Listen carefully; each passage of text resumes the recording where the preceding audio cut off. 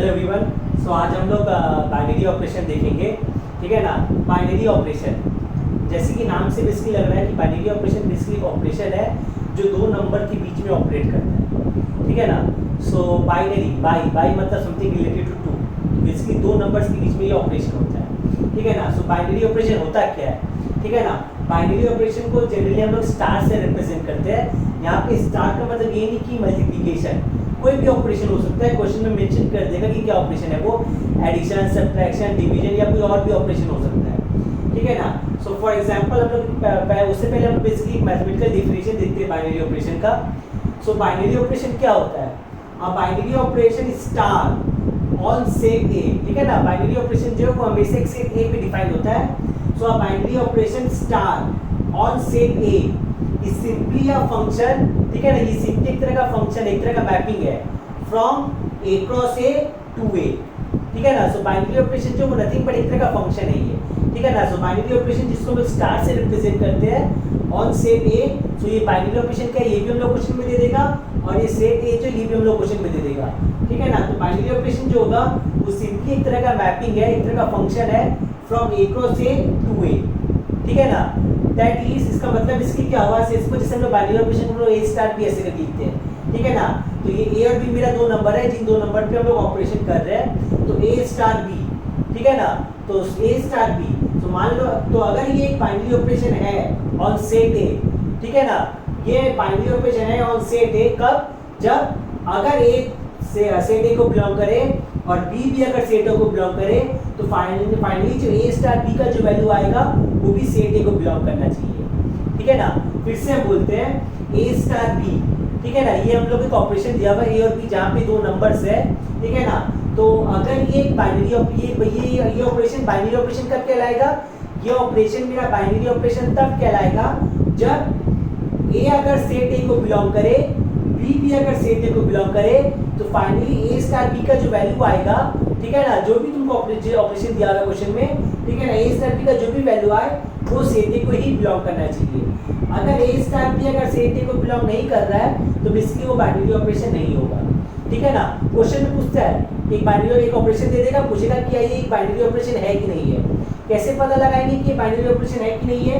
हम लोग एज्यूम करके चलेंगे कि ए जो वो मेरा सेट ए को बिलोंग कर रहा है, सेट ए क्वेश्चन में दे दिया जाएगा। हम लोग एज्यूम करके चलेंगे कि ए जो वो सेट ए को बिलोंग कर रहा है, बी जो वो भी सेट ए को बिलोंग कर रहा है। जस्ट हम लोग चेक करेंगे कि ए स्टार बी जो है वो सेट ए को बिलोंग कर रहा है कि नहीं कर रहा है, ठीक है ना। जैसे कि फॉर एग्जांपल मान लो कि अगर हम लोग ऑपरेशन लेते हैं A star B is equals to A plus B, ठीक है ना। और यहाँ पे हम लोग को सेट और सेट ऑफ नेचुरल नंबर्स दिया हुआ है, ठीक है ना। एन मतलब इसकी नेचुरल नंबर्स, ठीक है ना। तो हम लोग को बेसिकली बताना है कि ये बाइनरी ऑपरेशन है कि नहीं है। तो A star B is equal to A plus B, ठीक है ना। ये जो है ये बेसिकली बाइनरी ऑपरेशन है ऑन सेट नेचुरल नंबर। क्यों? क्योंकि अगर हम लोग लेके चले कि ए मेरा एक नेचुरल नंबर है, और अगर हम लोग ये भी लेके चले कि बी एक नेचुरल नंबर है, तो ऑब्वियस सी बात है कि ए प्लस बी जो होगा वो ऑलवेज एक नेचुरल नंबर आएगा ही आएगा। तो दैट मीन्स ये ऑपरेशन जो है ये ऑपरेशन बेसिकली एक बाइनरी ऑपरेशन है ऑन सेट एन, ठीक है ना, on set of natural numbers, ठीक है। सिमिलरली अगर हम लोग मल्टीप्लिकेशन का कर ले, A star B is equal to A B on set of natural numbers, तो ये भी एक बाइनरी ऑपरेशन होगा, ठीक है ना। क्यों? क्योंकि अगर हम ए को एक नेचुरल नंबर अगर लेके चले और बी को भी अगर हम लोग एक नेचुरल नंबर लेके चले, तो उन दोनों नेचुरल नंबर्स का जो प्रोडक्ट है वो ऑलवेज एक नेचुरल नंबर आएगा। तो दैट मीन्स ये ऑपरेशन जो है ये ऑपरेशन भी एक बाइनरी ऑपरेशन है, ठीक है। लेकिन अगर हम लोग एक ऑपरेशन अगर ऐसा कर ले, A star B is equal to A minus B on set of natural numbers, ठीक है ना। अगर हम लोग ये ऑपरेशन ले तो ये ऑपरेशन बाइनरी ऑपरेशन नहीं होगा, ठीक है ना। क्यों? क्योंकि अगर हम लोग ए को एक नेचुरल नंबर लेके चले और बी को भी अगर हम लोग नेचुरल नंबर लेके चले, तो जरूरी नहीं है कि ए माइनस बी जो एक नेचुरल नंबर आएगा। जैसे फॉर एग्जांपल हम लोग ए का वैल्यू 4 लेते हैं जो कि एक नेचुरल नंबर है, और बी हम लोग 7 लेके चलते हैं जो कि अगेन एक नेचुरल नंबर है। सो 4 माइनस 7 करने पे -3 आएगा जो कि नेचुरल नंबर नहीं है, ठीक है ना। तो दो नेचुरल नंबर का डिफरेंस जरूरी नहीं है कि वो नेचुरल नंबर आए। सो दैट मीन्स ये एक बाइनरी ऑपरेशन नहीं है। हाँ, यही अगर ऑपरेशन अगर हमको ऑन सेट ऑफ इंटीजर्स अगर दे दे, A star B is equal to A minus B on set of integers. अगर इंटीजर्स अगर दे दे तब ये बाइनरी ऑपरेशन हो जाएगा, क्योंकि अगर एक इंटीजर है और बी भी अगर एक इंटीजर है तो ऑब्वियस सी बात है कि ए माइनस बी जो वो भी इंटीजर होगा ही होगा। इंटीजर में नेगेटिव पॉजिटिव सब हो सकता है, ठीक है ना। सो दैट मीन्स एक ऑपरेशन बाइनरी ऑपरेशन है कि नहीं है, वो ऑपरेशन के साथ साथ सेट पे भी डिपेंड करता है कि सेट क्या दिया हुआ है। वो एक पर्टिकुलर सेट के लिए ये ऑपरेशन मेरा बाइनरी ऑपरेशन नहीं है, लेकिन वही दूसरे सेट के लिए सेम ऑपरेशन मेरा बाइनरी ऑपरेशन हो जाएगा। सो वो सेट ए पे भी डिपेंड करता है कि सेट ए बेसिकली है क्या, ठीक है ना।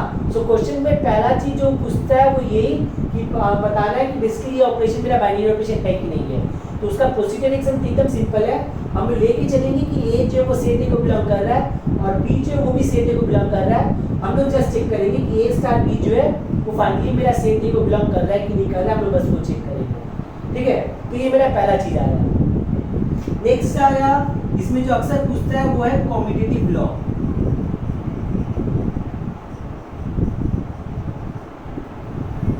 ठीक है ना, पूछता है कि ये पर्टिकुलर बाइनरी ऑपरेशन जो है वो कॉम्यूटेटिव लॉ को फॉलो करता है कि नहीं करता है।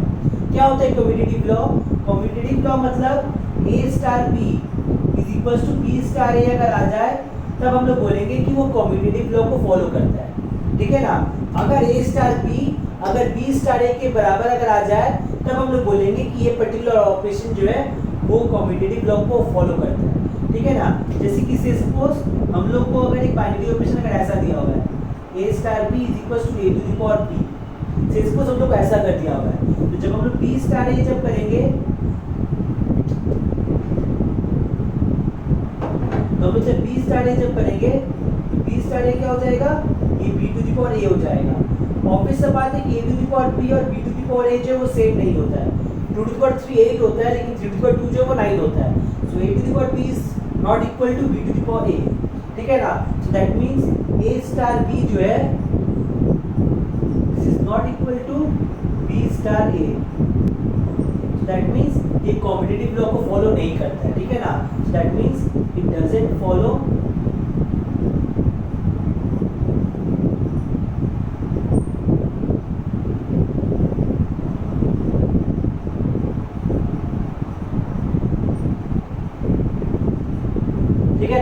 इसका मतलब ये कॉम्यूटेटिव लॉ को फॉलो नहीं करता है, क्योंकि इस केस में ए स्टार बी और बी स्टार ए सेम नहीं आ रहा है, ठीक है ना। सिमिलरली अगर हम लोग प्लस वाला केस अगर लेंगे A star B equal to A plus B वाला केस अगर लेंगे, ए प्लस बी करे या बी प्लस ए करे एक ही बात होता है, ठीक है ना। सो दैट मींस इस केस में ए स्टार बी और बी स्टार ए दोनों सेम आ जाएगा। दैट मींस ये कॉम्यूटेटिव लॉ को फॉलो करता है, ठीक है ना। सो कॉम्यूटेटिव लॉ मतलब सिंपली अगर ए स्टार बी अगर बी स्टार ए का बराबर अगर आ जाए तब हम लोग बोलेंगे कि जो बाइनरी ऑपरेशन जो है वो कॉम्यूटेटिव लॉ को फॉलो करता है, ठीक है। ये मेरा पहला लॉ था।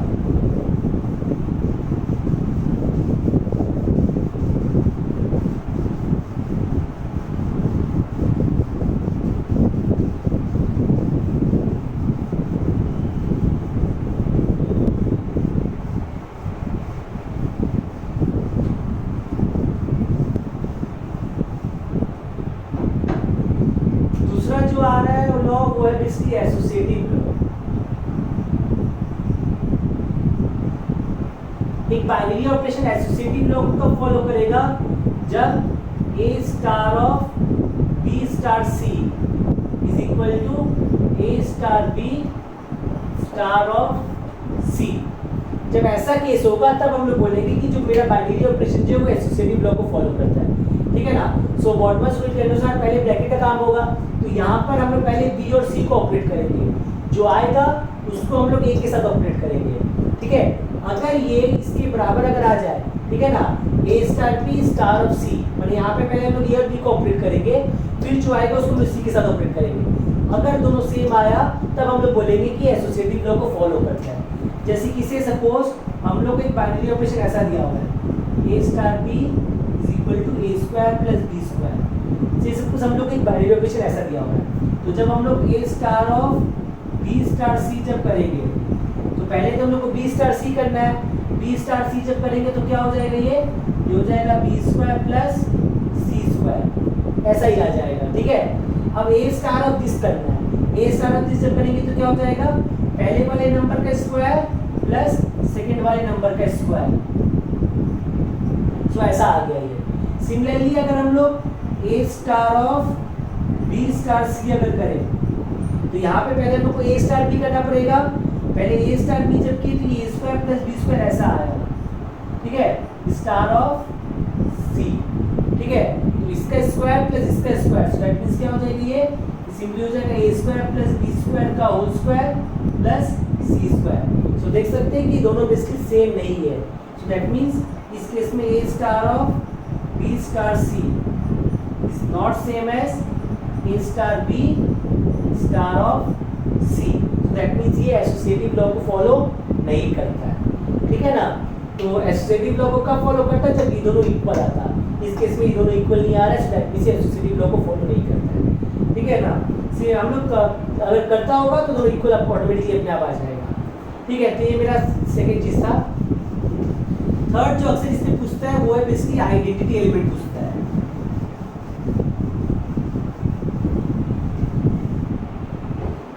थर्ड चीज जो अक्सर इसमें पूछा जाता है वो बेसिकली है आइडेंटिटी एलिमेंट।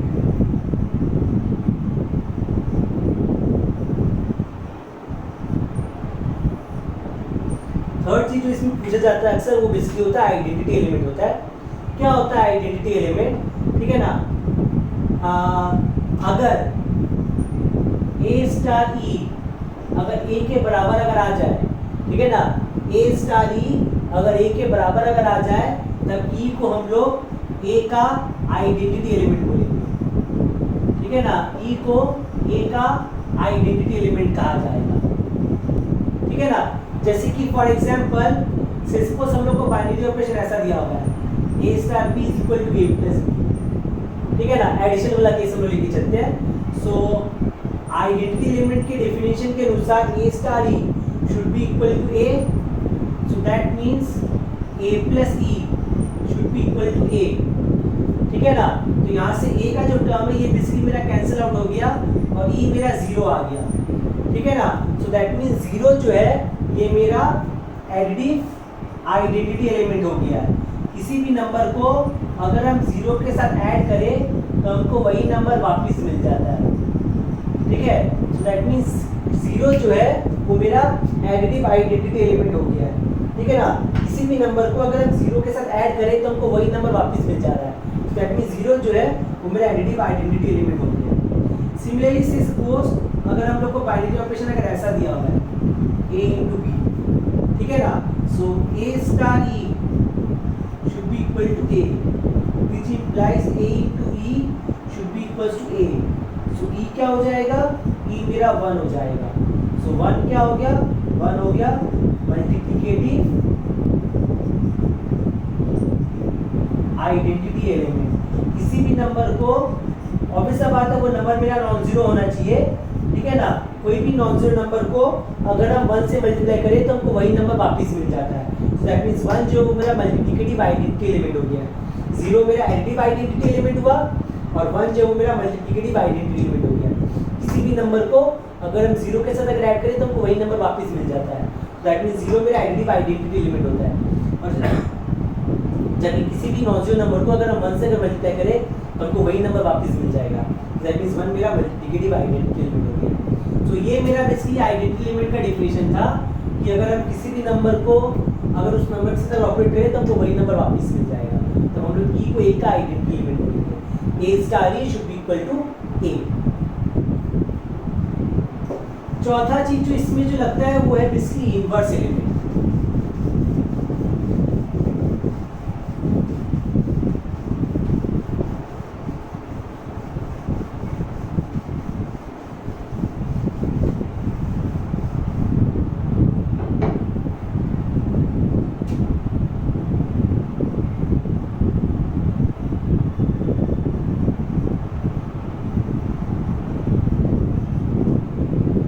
इनवर्स एलिमेंट क्या होता है? इनवर्स एलिमेंट अगर ए स्टार बी अगर ई के बराबर अगर आ जाए, ठीक है ना, A star B is equals to E अगर आ जाए, जहां पर ई जो है वो ए का आइडेंटिटी एलिमेंट है, जहां पे ई जो है वो ए का आइडेंटिटी एलिमेंट है, ठीक है ना, तब उस समय हम लोग बी को ए का इनवर्स एलिमेंट बोलेंगे।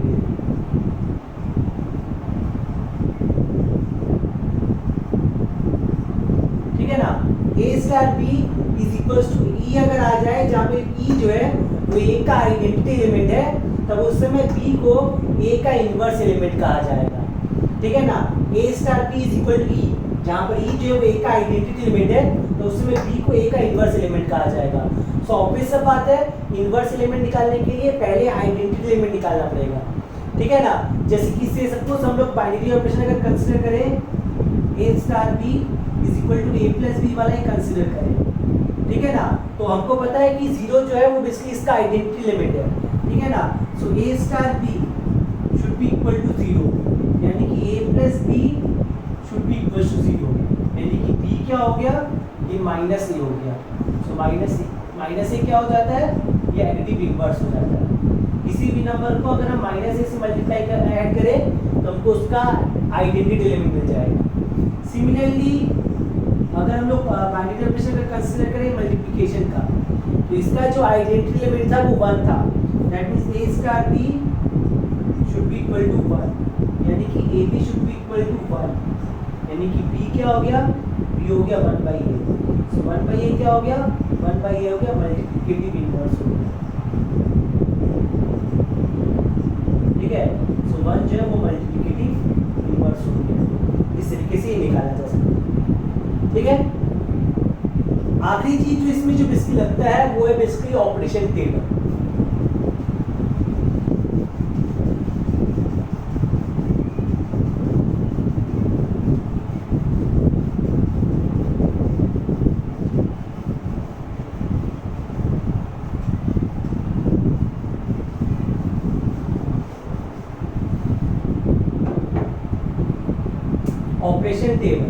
ऑपरेशन टेबल को हम लोग कंपोजिशन टेबल के नाम से भी बुलाते हैं, ठीक है ना। सो ऑपरेशन टेबल भी बोला जा सकता है या फिर कंपोजिशन टेबल भी बोला जा सकता है,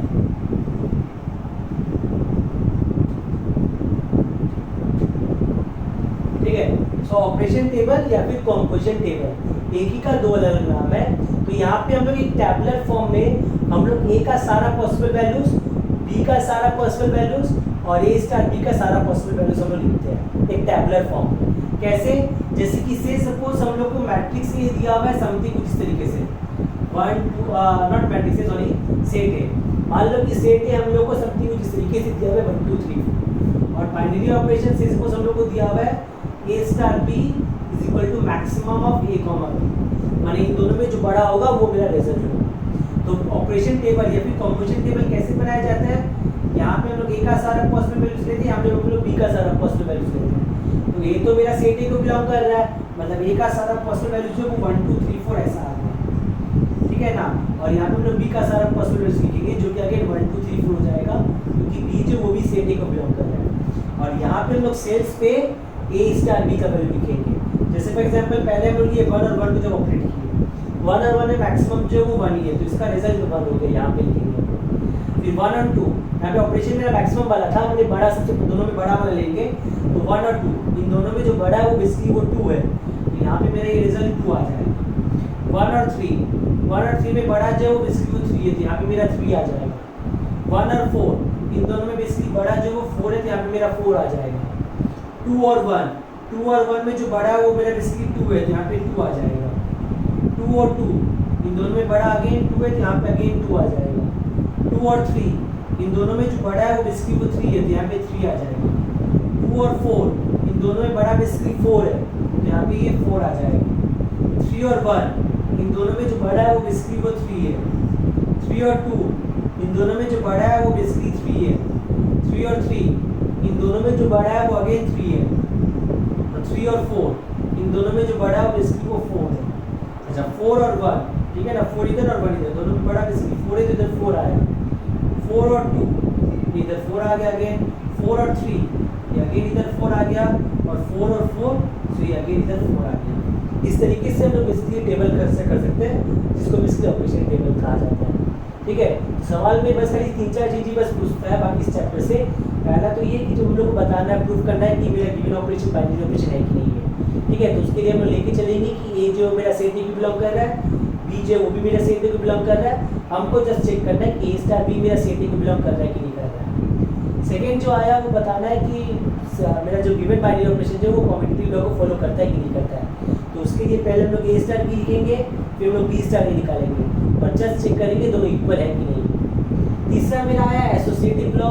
एसोसिएटिव लॉ में हम लोग को 3 एलिमेंट लेके चलना पड़ेगा, ए स्टार बी स्टार सी। तो पहले हम लोग बी और सी को ऑपरेट करेंगे, जो आएगा उसको हम लोग ए के साथ ऑपरेट करेंगे, ठीक है। और एक बार हम लोग ए और बी को पहले ऑपरेट करेंगे, जो आएगा उसको सी के साथ ऑपरेट करेंगे। अगर दोनों रिजल्ट सेम आया तो हम लोग बोलेंगे कि वो एसोसिएटिव लॉ को फॉलो करता है। तीसरा मेरा आया आइडेंटिटी एलिमेंट। आइडेंटिटी एलिमेंट में था A star E should be equal to A. एक ऐसा नंबर ई जिसको अगर हम किसी भी नंबर के साथ अगर ऑपरेट करें तो हमको वही नंबर वापस मिल जाएगा। तो ई को हम लोग ए का आइडेंटिटी एलिमेंट बोलेंगे, ठीक है। जैसे फॉर एग्जांपल 0 जो मेरा एडिटिव आइडेंटिटी एलिमेंट है और 1 जो वो मल्टीप्लिकेटिव आइडेंटिटी है। किसी भी नंबर को अगर हम 0 के साथ अगर ऐड करें तो हमको वही नंबर वापस मिल जाता है। सो दैट मींस 0 जो है मेरा एडिटिव आइडेंटिटी एलिमेंट हो गया। और किसी भी नॉन जीरो नंबर को अगर हम 1 से मल्टीप्लाई करें तो हमको वही नंबर वापस मिल जाता है। सो दैट मींस 1 जो है वो मेरा मल्टीप्लिकेटिव आइडेंटिटी है। और लास्ट जो था वो था मेरा बेसिकली इनवर्स एलिमेंट था।